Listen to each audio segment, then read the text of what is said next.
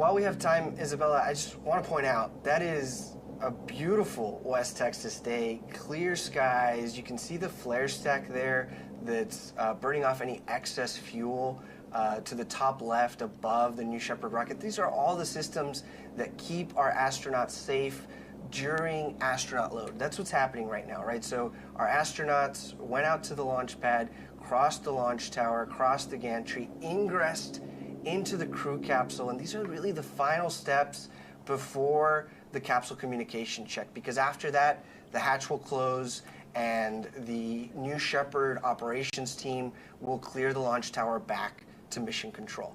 And so there's a great shot there of Rob, our crew member 7, that is with the astronauts, preparing them for those final moments before hatch closes. And I believe he's there with Mike Cox, who's you know, a technician that's been there in West Texas for a dozen years. And you know, we've got a great shot here of the desert and the name of the crew capsule. So that's RSS First Step, reusable spaceship First Step. This crew capsule has flown to space now 11 times.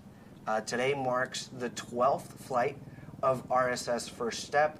It's the vehicle that we, you know, first launched in 2021 in preparation for our first human flight, and it's the vehicle that, you know, now's flown, well, after today, will be 50 humans to space. So it's really, again, a special moment and a great view of the rocket. Let's hold here while we wait for the capsule communication test with Jake Mills, crew member 7, and our astronaut crew today.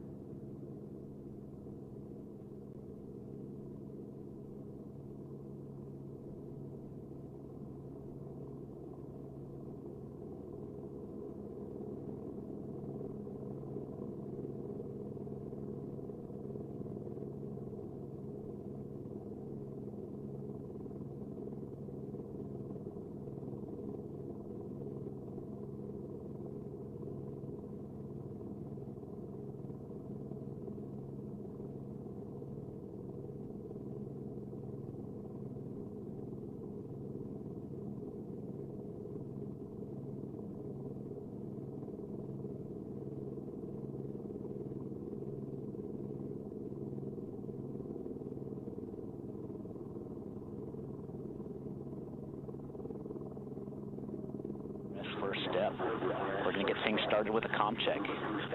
As a reminder, hold down your push to talk button, turn your head to the right, and speak into the mic. Astronaut Bess, comm check. Blue Control, Astronaut Bess, good to go. Excellent, I have you saying. Calleja, comm check.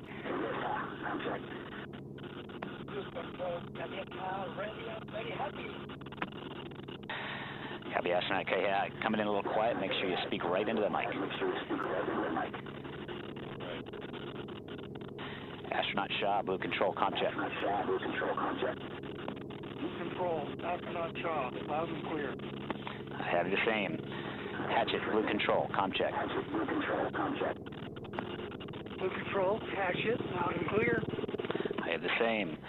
Rogue, Blue Control, comm check. Blue Control, Rogue, check. I have you good. Astronaut Rabs, comm check. Blue Control, Rabs, loud and clear, ready to fly. Awesome, have you loud and clear.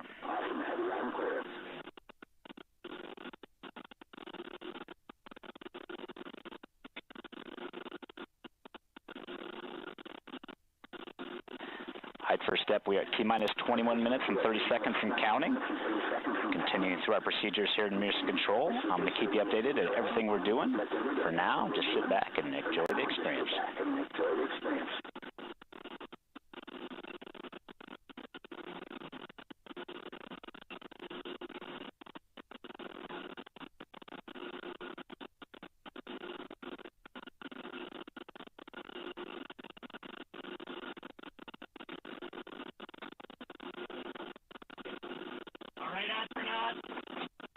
Godspeed. Isabella, we've just heard our astronauts and their creative call signs. We've received confirmation that the communication systems are working in the cabin and everyone's good to go. Great job there by Jake Mills and Rob Freelowski, our crew member 7, that they're going to continue to get the astronauts situated, ready to fly, and accompany them to space. Every crew has a special crew name, and this crew has named themselves a Perfect 10. Well, that makes perfect sense to me, considering the fact that this is, in fact, our 10th human flight. I love it. 10 out of 10. Well, and Perfect 10s are so elusive and so hard to accomplish in real life, so we're hoping that that's what this crew does today. If you're just joining us, we're a little over T-minus 20 minutes from New Shepard's 10th human flight. Isabella, how are we feeling? You know, Eddie, I'll say, for the benefit of Earth and our viewers at home, I'll refrain from singing, but I'm feeling good.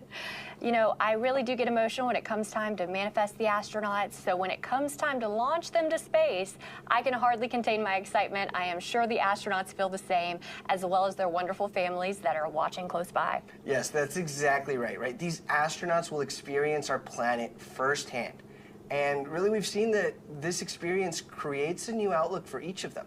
So we'd like to take a moment to, look back at the story of New Shepard so far.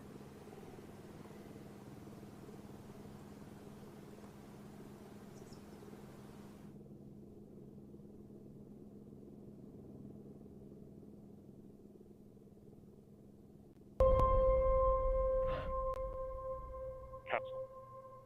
Go. Holy Booster. Is this wild? Go. Each person that goes up there, Oh my golly! This is nuts! Ground. Go. all of a sudden has a totally different perspective Wow, look at that view. Countdown. Go. of this little place here. New Shepard is go for launch. This is heaven! It's almost like an out-of-body experience.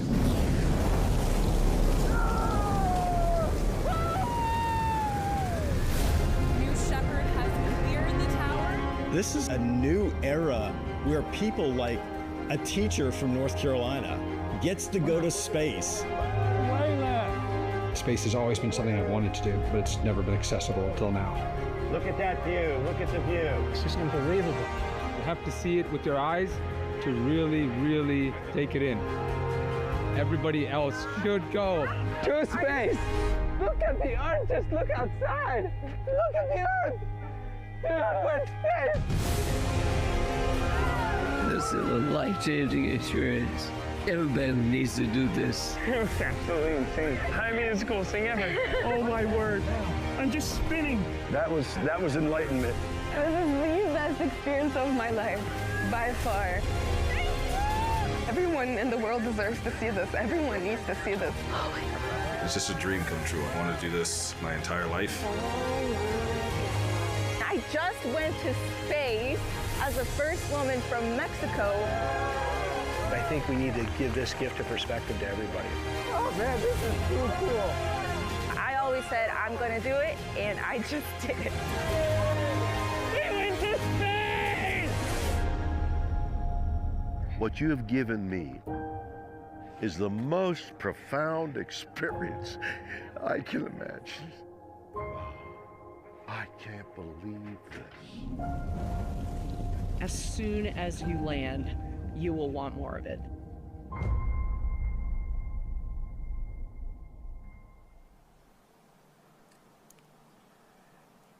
The New Shepard astronaut alumni community putting this experience into words better than any of us ever could.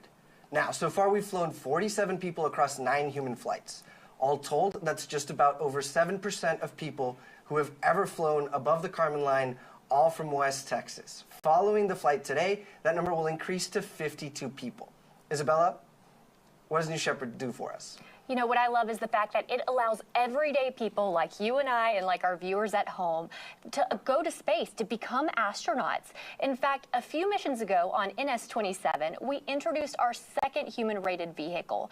It was an uncrewed verification flight for the new rocket. We also flew that same booster on our most recent mission on NS-29, which is a payload flight. Now, that's not the rocket that we're looking at on the pad today, but it will be flying humans very, very soon. We added another vehicle to the fleet simply so that way we could better meet the customer demand. Thank you. And again, amazing example today with New Shepard 10. Wow, what a crew, a perfect 10. Let's go ahead and meet the crew. We're now about T-minus 15 minutes and 30 seconds to NS-30, the 10th human flight of our program. Let's talk about the stars of the show. In seat number 1, we're proud to welcome back Elaine Bess, the principal and founder of Bess Ventures and Advisory. He's led and built some of the world's largest cybersecurity companies, including Palo Alto Networks and Zscaler. Elaine is also a trustee at Carnegie Mellon and supports numerous philanthropic interests across health and social issues. He first flew to space on NS-19, and we're so honored to welcome him back today. In seat number 2, we're thrilled to welcome Spanish adventurer, pilot, and TV host Jesus Calleja. Bienvenido, Jesus. Jesus' adventures have taken him to every corner of the world, including the 7 summits, the North and South Poles, the numerous deserts, active volcanoes, and ancient sinkholes of this earth. Jesus is also a passionate race car driver, and he's participated in numerous international racing competitions, including 4 editions of the Dakar Rally and a 3,400-mile journey from the French Pyrenees to Senegal. One thing we know for sure, Jesus is in for the adventure of his life. We're thrilled to have him on board, and we know there are so many people in Spain cheering him on today. Una cosa que sabemos con certeza, Jesús, usted está a punto de vivir la aventura de su vida. Estamos encantados de tenerlo a bordo. Sabemos que hay muchísima gente en España y por todo el mundo acompañándolo y animándolo hoy. Muchísimas felicidades. Well said, Eddie. In seat number 3, we have founder and entrepreneur Tushar Shah. Tushar is a partner and co-head of research at a hedge fund in New York City. He studied physics as an undergraduate and high-energy experimental particle physics for his PhD. He and his wife have 2 children and are passionate philanthropists focusing on paying it forward and addressing issues related to poverty, health, and education. In seat number 4, we have Dr. Richard Scott. Richard is a founding partner and CEO of Viory Global, the world's largest reproductive care group with clinics and laboratories in 10 countries. He's also an adjunct professor at Yale University Medical School and the Medical School at University of South Carolina, Greenville. He founded a nonprofit focused on reproductive research, where he also serves as scientific director. Dr. Scott is a passionate pilot, and get this, he and his wife have been married for 45 years and have 4 children. I bet they are so excited to see their dad go to space today, Eddie. No, certainly. And Dr. Scott, we think you're in for one of the most beautiful aerial views possible to experience in your life today. Certainly so. In seat number 5, we have Elaine Hyde. She's an entrepreneur, physicist, and an avid pilot. She's the founder of the Chicago Star, a news and media company, as well as Eastside Enterprises, a research and development company focused on AI-assisted media products. Fun fact, Elaine was born in Singapore and grew up in Australia. Space has been captivating her imagination since she was a child, like many of us watching today. During college, she studied business and physics with the goal of inventing experiments to be conducted in space. What an absolute honor it is to help fulfill her lifelong dream today of reaching the stars. You know, fun fact again, Elaine and her husband, who happens to also be a physicist, have not 4, but actually 5 children. And once again, I bet they're excited to see their mom go to the stars today. What a great roundup of the crew today. We've got physicists, we've got partners, spouses, parents, pilots, entrepreneurs, philanthropists. It really is a credit to your team, Isabella, the astronaut experience team that has focused on getting us such a diverse slate of humans for New Shepard to fly. You know, it takes a village, Eddie, but I will say with our mission and vision being to have millions of people living and working in space, it's something that it's extremely important that we ensure that the population in space is representative of the population here on Earth. Perfect. Yeah, you know, a great vision. Oh, and there we have the gantry being retracted a little bit from the crew capsule. Sorry, I just wanted to call that out as it was happening. We're at T-minus 11 minutes and 30 seconds. New Shepard is on the pad and awaiting launch. If you're just joining us, This is the 30th flight for the New Shepard program and our 10th human flight. Now today, our nonprofit, Club for the Future, is sending postcards to space and back on New Shepard from space enthusiasts and partners from all over the world, including Pololo Elementary School in Hawaii, Seattle Children's Hospital, and the Space for Art Foundation. We're thrilled to support Club for the Future and inspire and mobilize the next generation to pursue careers in space, technology, engineering, arts, and math. Now, like we've done on past mission, today's astronaut crew, a perfect 10, made their own postcards to fly to space.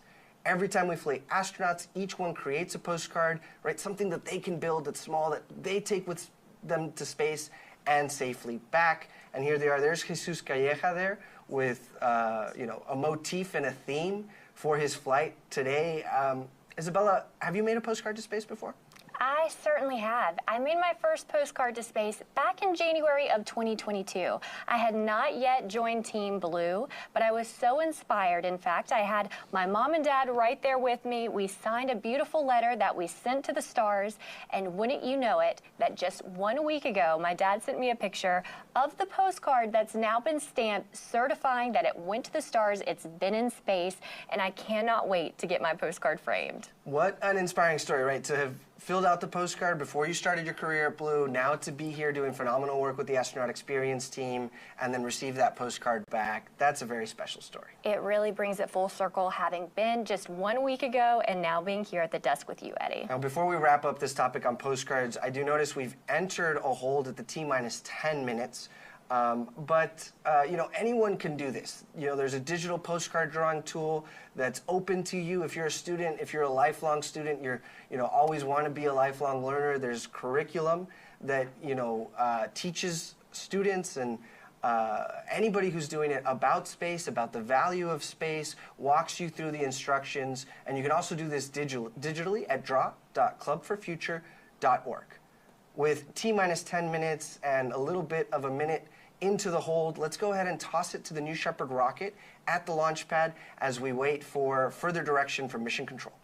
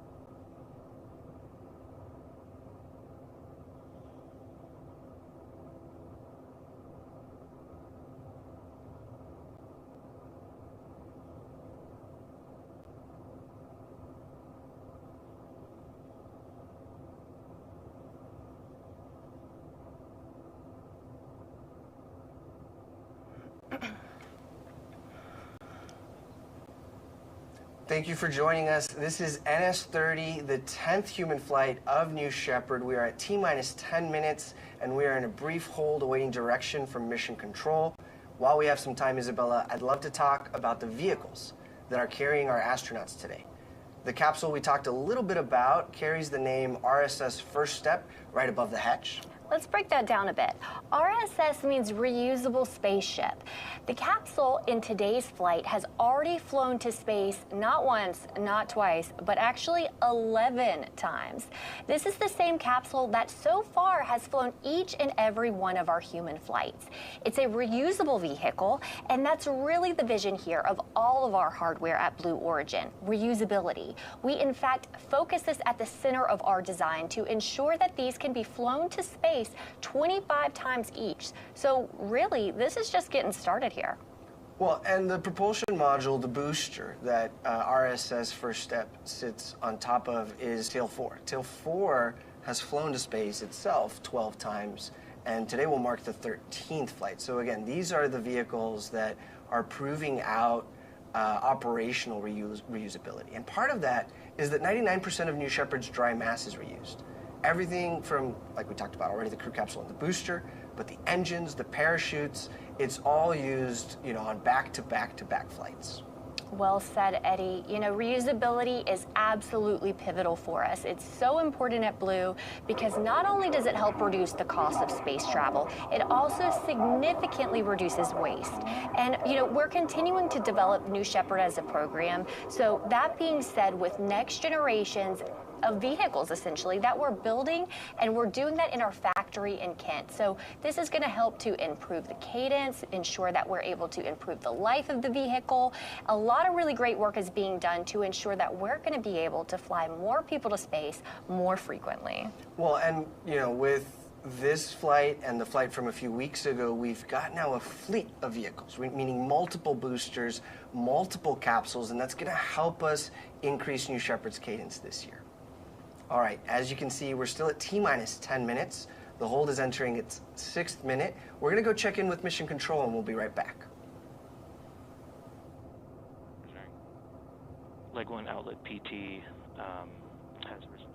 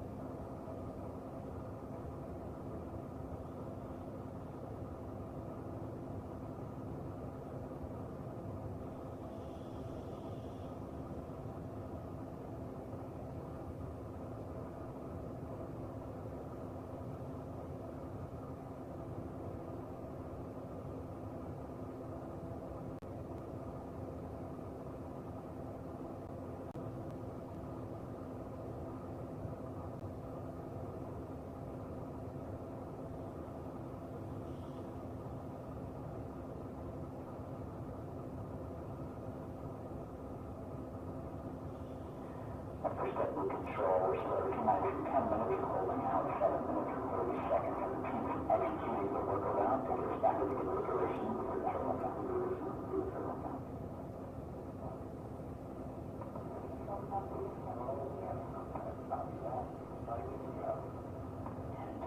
With that, you can hear a high spin sound, or high spin up, hydraulic on that.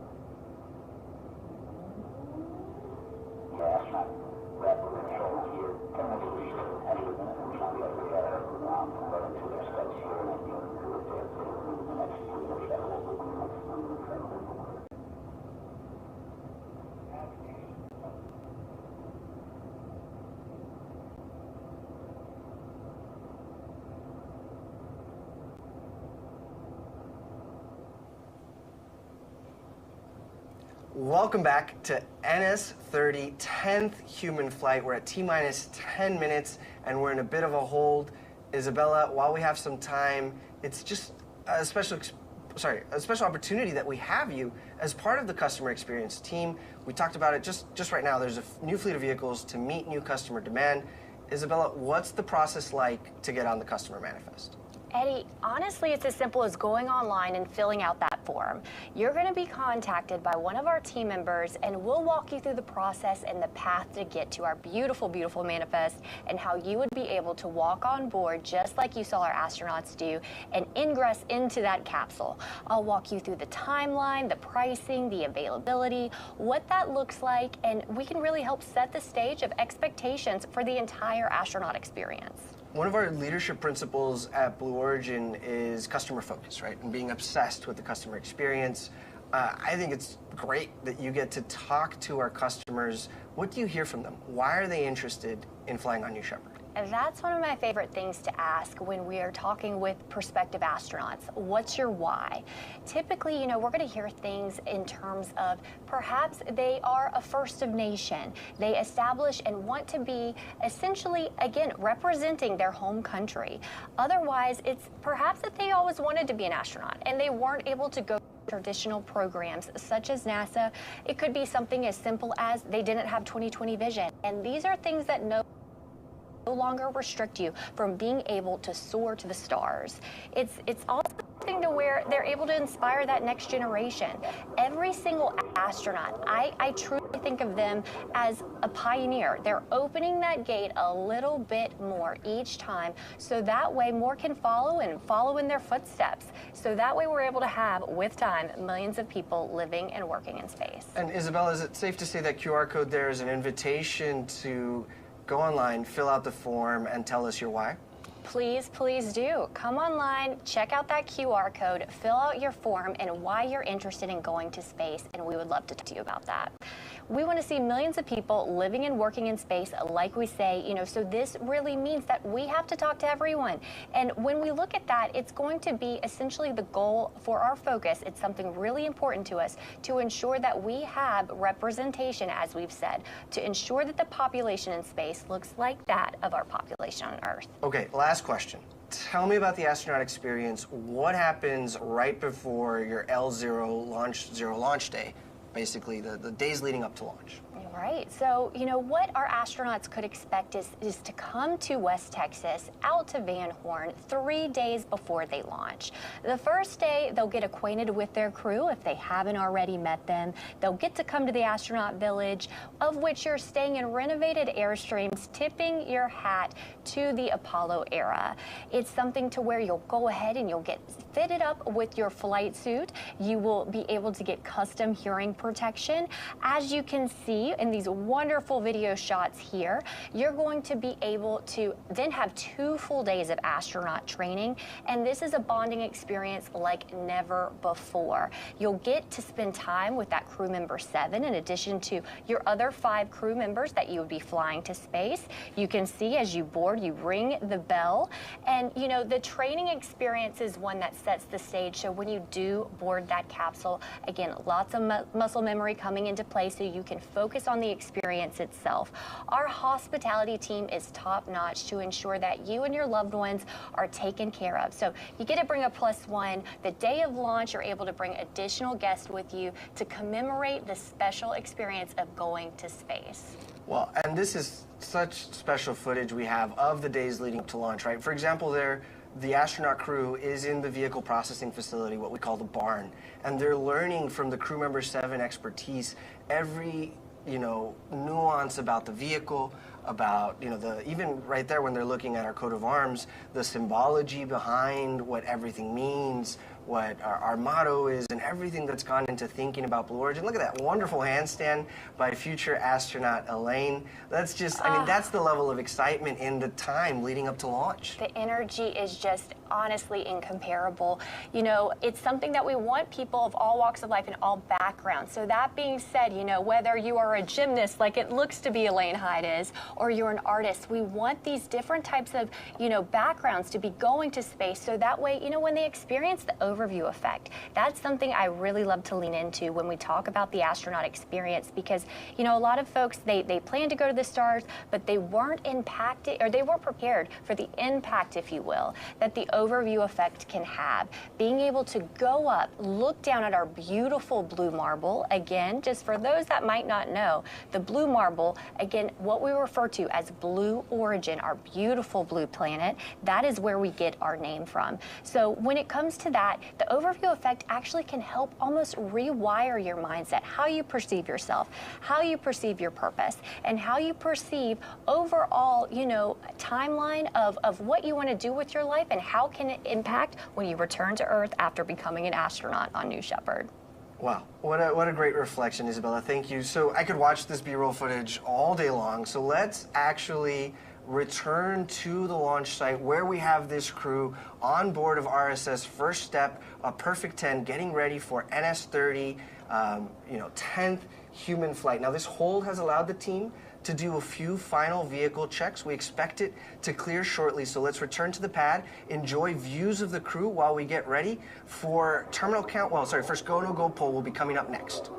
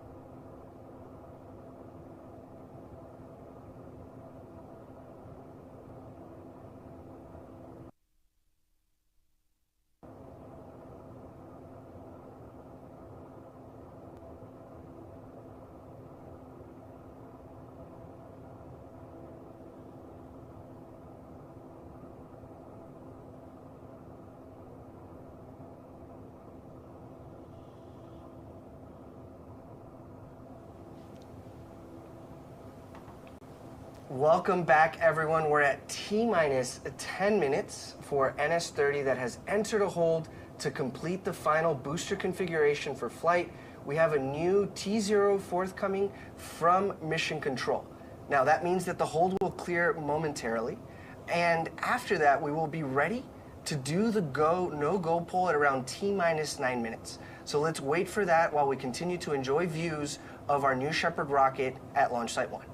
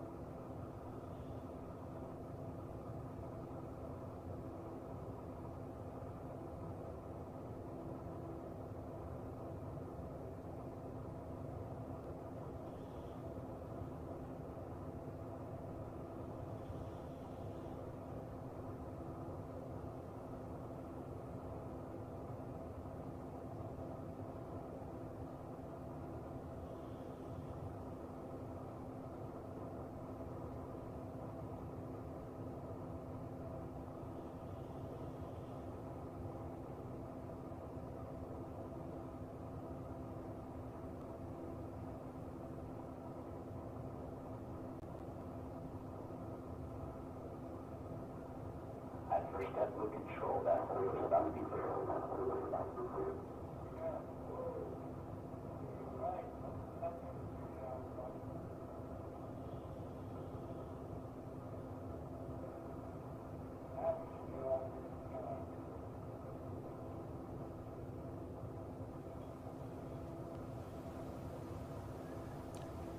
Welcome back, everyone. The hold is cleared. We're at a little under T-minus 10 minutes, and I'm hearing from Mission Control that they're about ready to do the no-go pull for launch. Let's listen in.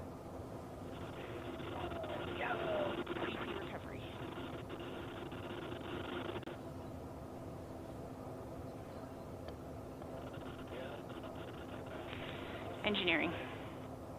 Go, green board. Ground, release the weather balloon. Controllers, add UHF voice. First step with control. Stand by for the flight director. Go pull for launch. This is the flight director on channel 1 with the go pole for terminal count and launch. Capsule. Go. Booster. Go. Ground. Go. Safety. Go. Capcom. Go. Engineering. Go. This is the flight director. New Shepard is go for launch. Booster, commence terminal count. Wilco. Controllers, drop UHF All right, voice. you guys, that poll, I love to hear it. It's always a thrill, goosebumps every time. You know, it really is the final waypoint to get us clear for takeoff today. Game on, Isabella, and that was voice of flight director Michelle Christensen, who used to test BE-4 engines, and now she's running the whole show there in Mission Control. I mean, I'm ready. Are you ready? Let's get her up there. Let's light this candle. All right, thanks for joining us. We're at T-minus 8 minutes until liftoff. Let's take a moment and talk about the flight profile of New Shepard. So New Shepard is a suborbital flight, and it's a fantastic way to be able to experience space because it is so accessible. It's a simple parabolic flight, so that means we're going to go straight up and straight back down when we're talking about that flight path, and it spans about 15 minutes total. Right, the New Shepard rocket has developed a vertical takeoff, vertical landing architecture, and we want to dive in a little deeper on today's flight profile so you know what to look for. 7, 6. New Shepard's mission 5, begins when the 4, countdown clock reaches 0. 2, 1, 0. At this point, the engine will start and the rocket will lift off of the pad.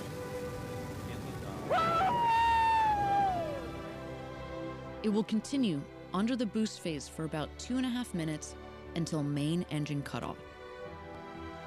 20 seconds later, the crew capsule will separate from the booster and the astronauts will unharness and enjoy 0G. The crew capsule will continue past the Kármán line to an ultimate apogee of 350,000 feet, or 100 kilometers. The booster will autonomously land on the landing pad, ready to be prepped for its next flight. Around 3.5 minutes after separation, the crew capsule will begin to re-enter Earth's atmosphere.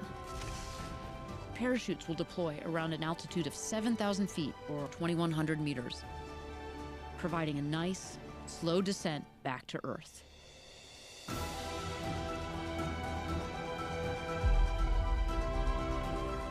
After landing, astronauts exit the capsule and are greeted by the Blue Origin ground crew, family, and friends to celebrate and reflect on their flight. New Shepard, an adventure unlike anything on Earth.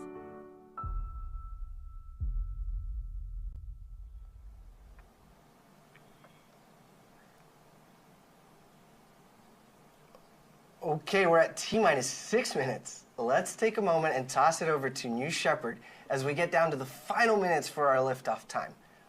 And there we have it, tuning into the action at the pad.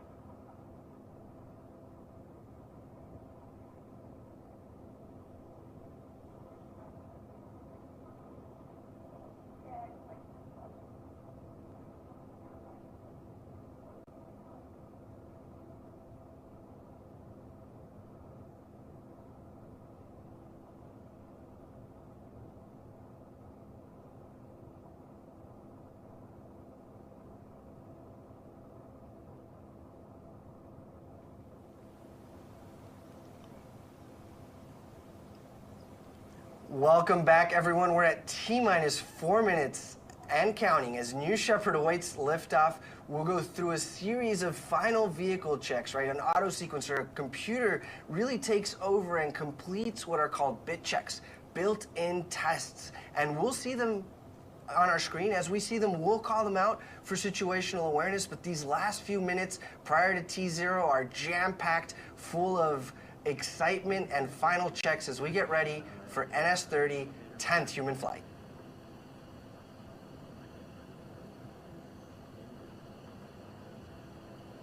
And that it just takes a long time and we don't put the astronauts winded and like breathe hard in the top.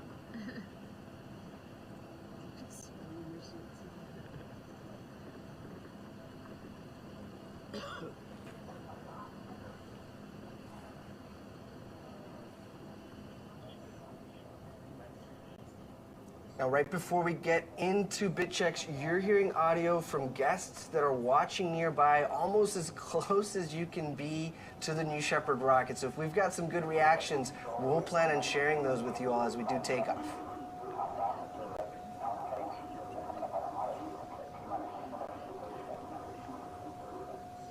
Oh, what a wonderful drone shot there approaching the launch pad. Isabella, you and I have been out there in West Texas for earlier launches. This is prime time right now. Adrenaline is high, and it's just exciting to be out there in West Texas. Looks like a beautiful day. It certainly is. My heart's going out right now to the families that are getting ready to watch their loved ones soar to the stars. You know, when I'm out there in Texas otherwise, I typically am going to be holding the hands and holding on to those loved ones as, again, they are getting ready to see their loved ones have the journey that they will never forget. 2 minutes and counting. A great view here of all sides, really, of our launch pad, New Shepard, Tail 4, RSS, first step. It's all coming together beautifully here.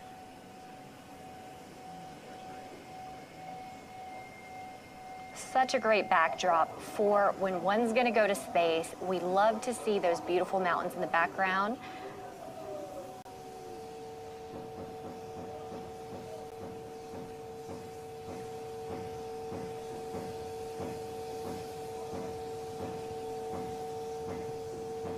All right, less than 90 seconds to go. We're hearing hydraulic checks, pressurization system tests. Let's see what else we see. And those are the aft fins at the base of the vehicle that are moving through their full range of motion, again, completing their bit checks. These fins steer the vehicle on ascent and descent.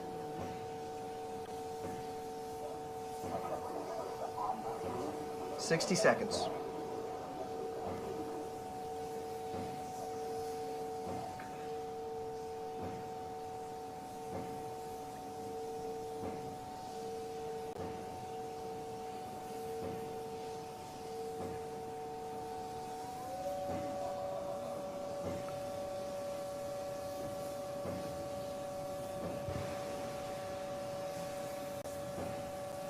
Just under 30 seconds. It's time to hand it off to mission control and launch this rocket.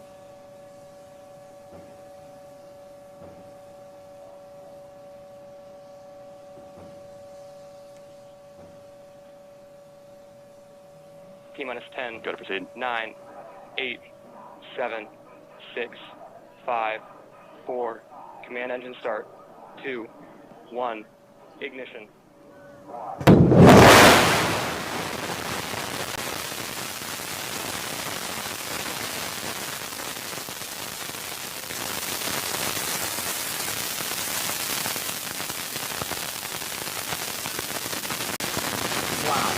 What a great takeoff shot. New Shepard is cleared the tower. Note on the bottom left that we have our speed and altitude graphics that will increase. They'll get faster and faster as the atmosphere gets thinner. And we've got BE-3 right now pushing the New Shepard rocket at 100% power level.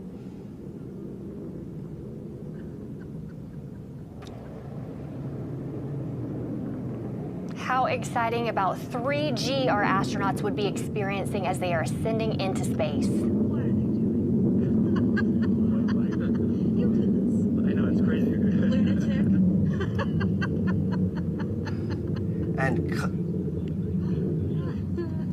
And again, the team here here has been able to bring us that audio from the families that are watching as close as you can get to this launch and cheering on this flight crew, a perfect 10. Godspeed, New Shepard. Godspeed, a perfect 10. It's, I mean, certainly look at that BE-3 plume. It's the colorless plume of a liquid oxygen, liquid hydrogen engine. Throttling back right now for max Q. Actually, we've passed max Q, so BE-3 is back to 100% power level. So from here on out, Isabella, we're going to be faster and faster as the atmosphere gets thinner and thinner. Look at her soar. We've got a beautiful contrail there that the cameras are picking up, right? So that's just the moisture condensing as New Shepard pierces through the atmosphere. Mach 2, twice the speed of sound. Oh my God. We had a call there for Mach 2 from one of the observers. They must be tuned into the telemetry as well. That's twice the speed of sound, and this crew is supersonic. Joyous with laughter.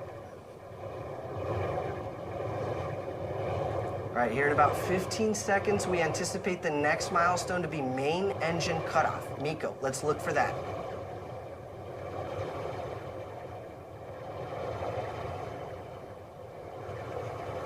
There we have it. Miko, in short succession here, will be vehicle separation, and then our astronauts will get to experience 0G prior to capsule apogee.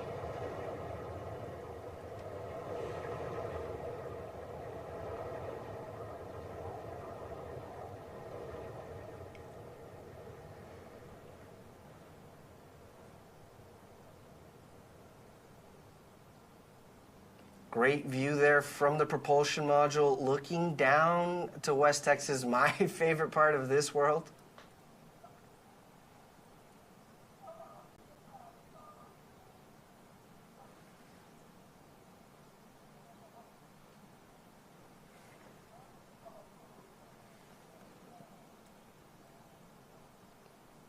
The 0G indicator is flashing. We are getting very close to apogee there. You'll see the velocity meter hit 0.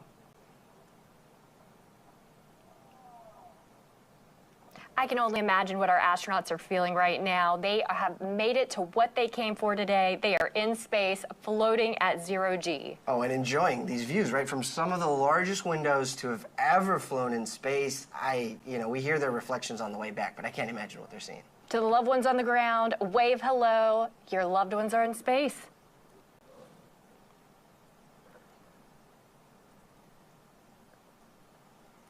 And this tracking shot there, you can see both vehicles there in the middle of your screen as they reach apogee.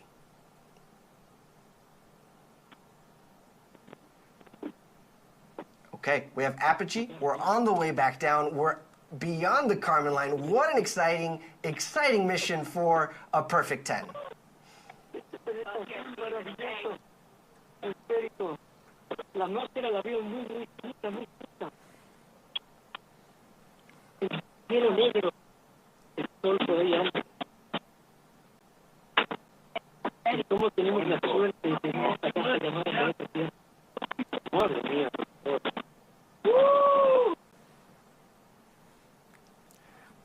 Wow, yeah, we've got great astronaut audio coming in. I heard 1 minute warning of, excitement. And the 1 minute warning of microgravity so that the astronauts have full situational awareness of how much longer they've got in microgravity.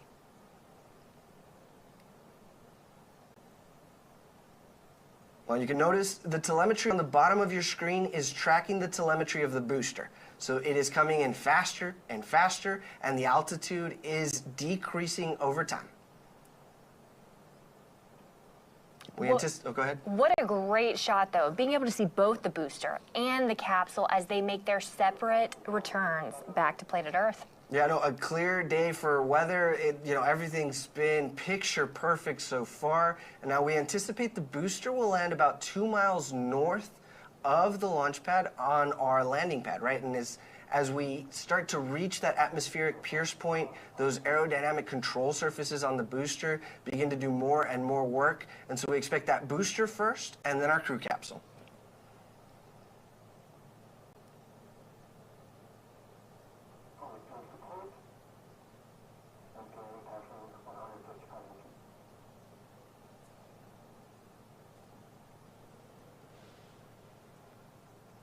Just a great shot there about how the booster was getting faster, or more faster, more quickly relative to the gumdrop-shaped crew capsule.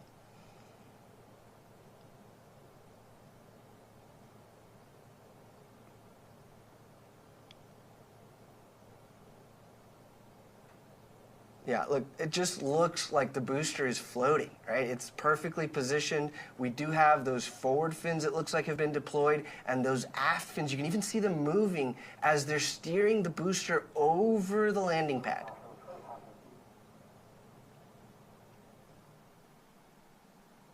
Coming up, we'll see the drag brakes deploy. Oh, there they are, wow. Look at those deploying, and this cuts the speed of the booster in half.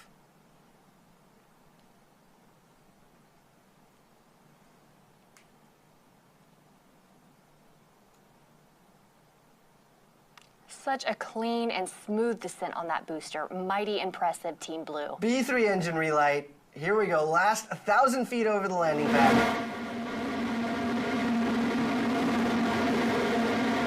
And a great drone shot with Guadalupe Peak in the background.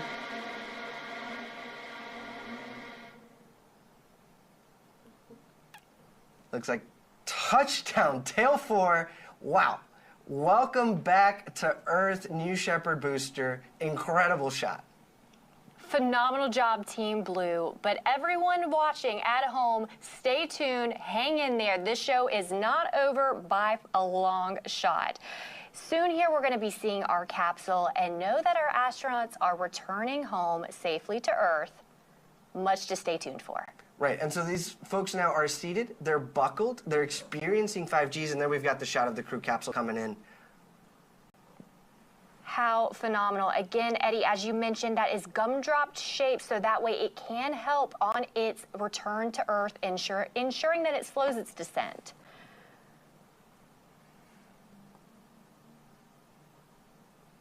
Now, while the parachutes are essential to providing... Sorry to interrupt. Those are the drogues. Those drogue chutes will pull the main parachutes out here shortly.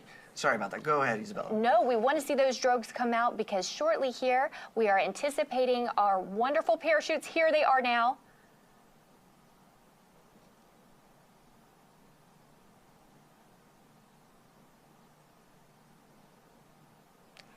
And as they expand, we have not one, not two, but 3 beautiful, fully broadened, wonderful parachutes. Look at those go. Now, those parachutes are what's going to help make a gentle and soft touchdown, as well as a couple other safety systems we have in place.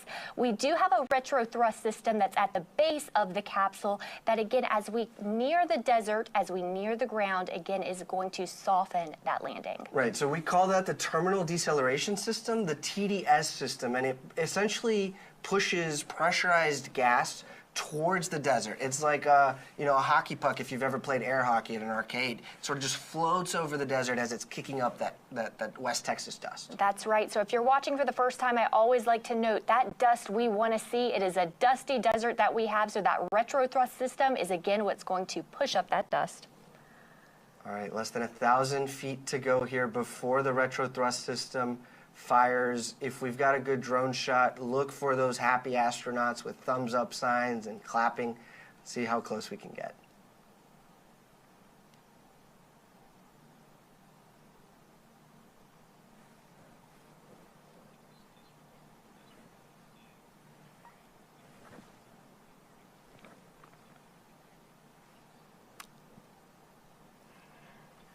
And touchdown! Welcome back, astronauts. I mean, perfect 10. Should we say that? I'd say 10 out of 10 for our astronauts and for the whole program here at Blue Origin.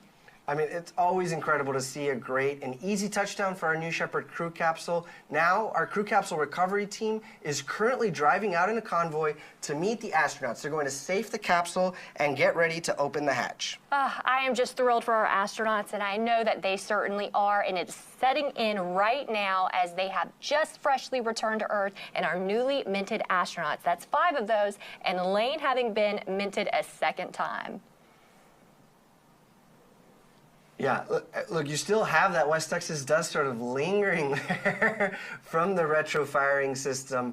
The crew capsule comes back in a passive state, and so the team knows ahead of time more than likely where in the West Texas desert the capsule will land. Actually, from the drone shot we have there, we're pretty close to the road.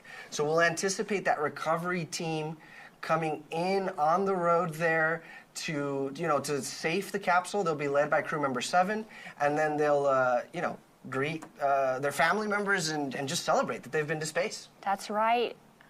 And as you can see, we're going to let our astronauts have their moment, take up that space inside of the capsule and commemorate their return to Earth with those that have only been on the journey with them and their other 5 astronauts that are on board with them. So, Isabella, while we wait, we do have a special guest today, one of our former New Shepard astronauts, someone who has experienced this same flight profile firsthand that was in this crew capsule, Mario Ferreira. Mario, bom dia, como vai, tudo bem? How are you doing today? I'm doing fine. Can you hear me good? Good afternoon. Congratulations. Yes, Mario, I've got you loud and clear. Yeah, go ahead. Congratulations to the new arrived team, especially to Jesus, our friend here from Spain that I was very happy to meet before he went into this space trip. And I just can feel how excited he is right now after this intensive and fantastic 10 minutes. No, Mario, thank you for joining us to share your experience. How is it, to be in the crew capsule, having just gone to space, but before crew member 7 comes, before the family and friends? What is that moment like when it's just you and your crew touch down on terra firma? Well, for sure, they're living a huge moment of adrenaline release. At the same time, they are feeling great by touching ground. They're looking over the windows to see who's approaching, but they all, for sure, if you get in the sound of the capsule, they're all excited, and a lot of us were screaming with all that adrenaline pumping up through our bodies, and with the happiness and joy of having such a thrilled experience and coming through, especially on this re-entry and coming down the capsule. It's a memorable experience for me. In terms of physical experience, the return was actually more intense than the takeoff, and of course the most memorable of all good feelings was being in space in zero gravity, looking out of the window. That is something that they will never forget, as I will never forget them. No, Mario, you said it exactly right? You experience almost 3 Gs on the way up, 5 Gs on the way down, and 0 Gs when you're up there, so you really cover the full range there. Mario, let me ask, we know Jesus is very famous in his home country of Spain, and that he interviewed you for a documentary that recently aired on Amazon Prime Spain. I think it's called Calleja en el Espacio. Tell us about what that conversation was like and what you both talked about. Well, he came over to Portugal, to my office, and we were in Porto, Portugal, and talked because we have some other things in common, not only being to space, as he was now. He knew I went on the 22 mission. So also, as a coincidence, I did the Rally Dakar, the most intense rally race that there is in the world. I did it still in Africa, was the last one in Africa. He did also the new wave of the rallies in the South Americas. He likes to explore the, Arctic, Antarctic, like I did also several times. So we had a lot in common, and he came by since we weren't too far apart, and he wanted to listen firsthand so I could explain what was the experience. So I think he felt that he would be better prepared by having this discussion and letting him know the procedures, how did I feel. So it was a conversation advanced. I hope that some of the things I explained to him of my experience did help for him to have better knowledge in advance and to have a great experience, as I bet he did. Perfect. No, Mario, I think it's great to hear that as the astronaut community is growing, that you all are finding to be mentors and mentees and developing these relationships with each other. That sounds pretty special. When you flew on NS-22, I was at the desk with Victor Correa España from Brazil. He had a message for you. Is there anything now that you would like to tell Jesus before we wrap up? Well, muchas felicidades, Jesus. Que te vaya bien. I hope you enjoyed it as much as I did, and great to have you back, and looking forward to hear all the stories that you have, and look forward to see if you have some of those beautiful pictures inside the cabin. Así es. Enhorabuena, Jesus. Mario, obrigado. Thank you very much for being here with us today. We really enjoyed hearing your perspective, and thank you for the message for Jesus. Thank you very much. Congratulations to them all.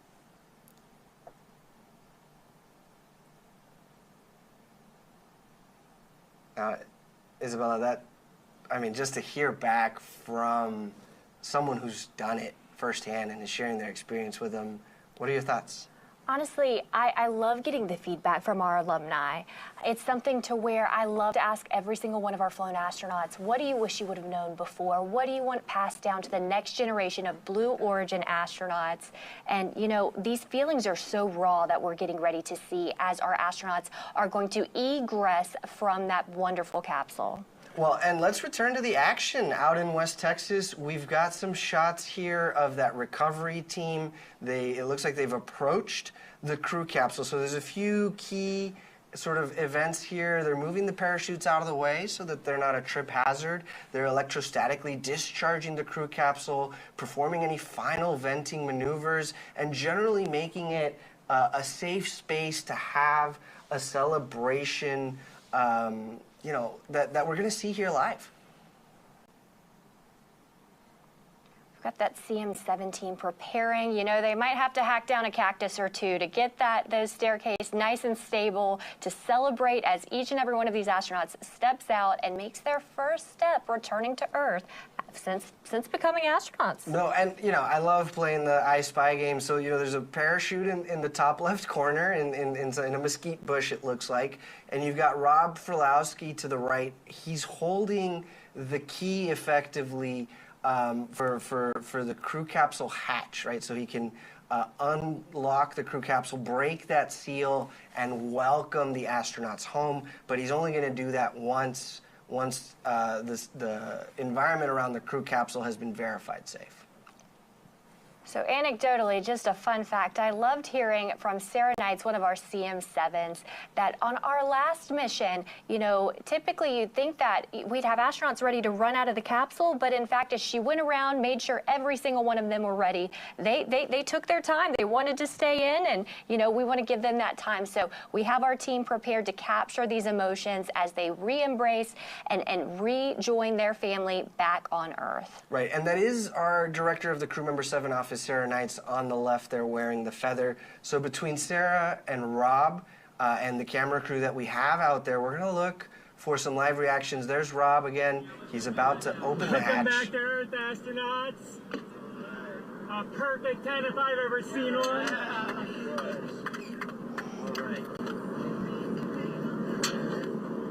Yeah! Returning astronaut Elaine Bess. 10 out of 10. Thumbs up.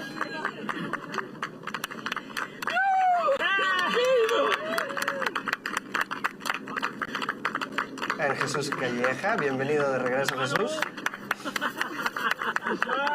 Look at that smile.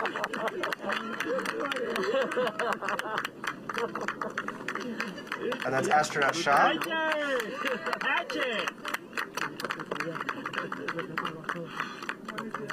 Dr. Scott. Taking in that moment, much to celebrate. Look at Elaine. Oh, what a wave. What a wave, and what a smile. Ah, I love to see it. and our 6th astronaut celebrating his return to Earth.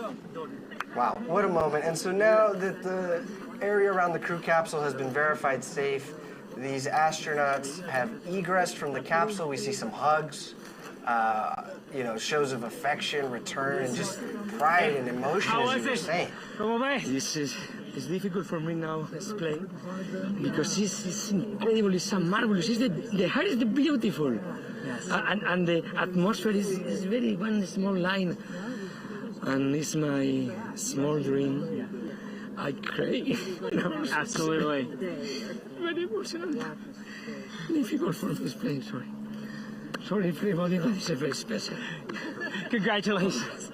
Thank you. These guys, because the spin of the atmosphere, it sounds like, has got him feeling all sorts of emotions. It's fantastic. This being at home, the hair is very important protection. See you. Elaine, Oh how was your experience, Elaine? Congratulations. I can't believe just what You're an happened. astronaut. This is your whole life. You did it. I think I left half myself up there. I feel like I'm still there. It's a wonder. It's a wonder. I can't wait till you go. I'm so happy for you. I mean, I thought I knew what home was. But when I was floating up there, and you see it right there, it's like you're home, and then you get this new definition of what that means. It's incredible. And like, honestly, in there, I felt like I was in a cradle that you just made for me, and I was so safe.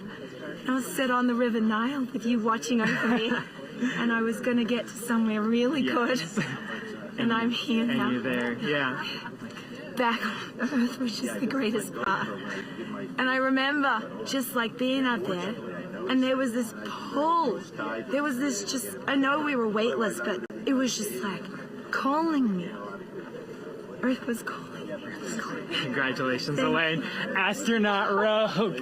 Thank you so much. Congratulations. Oh, one more thing. Astronaut Rogue looks like the call sign with the new definition for home. Hails from Australia, Singapore, and planet Earth. The one I took up. Yes. All right, Team Blue. 750 if you went with me to space. Thank you so much. All right, that's for you. Thank you so much. Picture of Team Congratulations. Blue that accompanied astronaut Rogue. That's beautiful. It's perfect. Look at that, NS-30, one of our newest repeat crew members. Our great trainer. Excellent job, Rob. It was flawless, and the training helped us, really. Actually, I got a few things here, too. I'm going to give Cameron, who went up with me on our mission 19, NS-19, I'm going to give him his and his husband's wedding ring. Did. Excellent. Anyway. Oh my goodness. Congratulations. Oh, thank you. You did it again. Yeah. I got to tell you. Welcome to the crew. I'll tell you.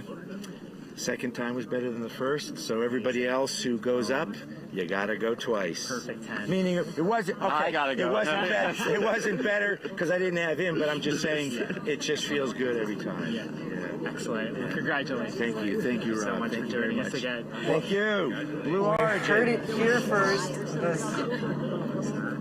The second time is better than the first, and I mean, just what a special moment there between Cameron, who flew on NS-19, with Elaine, and just returning and remembering the wedding rings. How special! Everything I dreamed and more.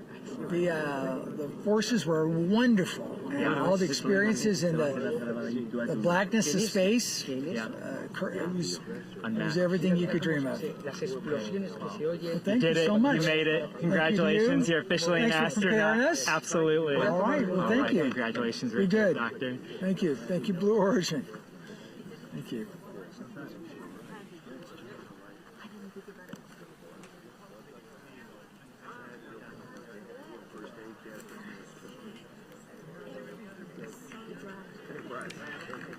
Simply phenomenal. I love to see our astronauts that have gone to the stars and chosen to bring others with them, so that way their impact and their reach could go all the further.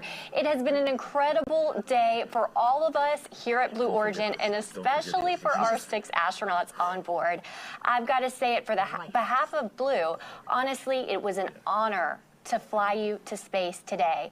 And you know, you heard it from our astronauts first. I love to say it. You don't have to sell seats to space because truly it's one that you want to go back when you've gone for yourself. But I've got to tell you, if you would like to follow in the pioneering footsteps of these astronauts and purchase your seat to space, please visit blueorigin.com and click that big button that says Fly to Space. Your journey to visit the Kármán line is closer than you think.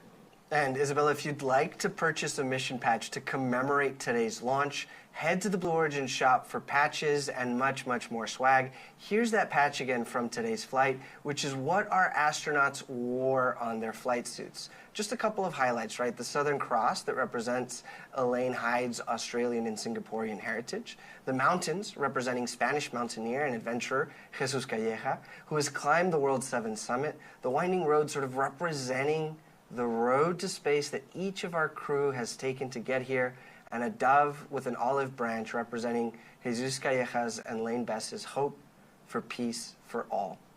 My name is Eddie.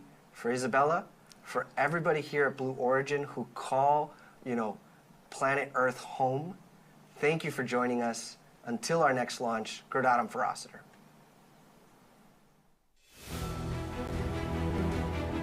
Have you ever dreamed of going to space and gazing back on Earth through some of the largest windows that have ever flown in space? We certainly have. T-minus 10, 9. A once-in-a-lifetime journey is closer than you think. It's your time to join the new generation of astronauts.